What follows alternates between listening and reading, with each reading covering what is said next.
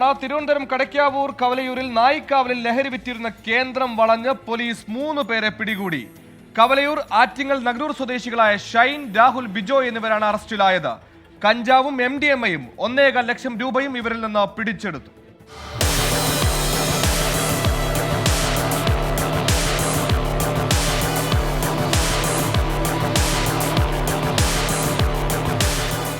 കടയ്ക്കാവൂരും പരിസര പ്രദേശങ്ങളിലും ലഹരി വസ്തുക്കൾ സുലഭമായി ലഭിക്കുന്നു എന്ന രഹസ്യ വിവരത്തെ തുടർന്ന് നടത്തിയ അന്വേഷണത്തിലാണ് പ്രതികൾ വലയിലാകുന്നത്.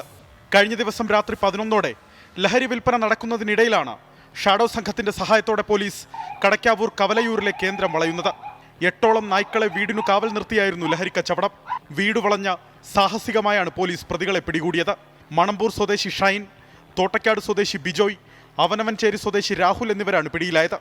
ഇപ്പോൾ SP ഓഫീസിലെ നിർദ്ദേശപ്രകാരം അവിടുത്തെ സ്ക്വാഡും നമ്മുടെ കടയ്ക്കാവൂർ പോലീസും വളരെ സാഹസികമായിട്ടാണ് ഇവന്മാരെ പിടിച്ചത്.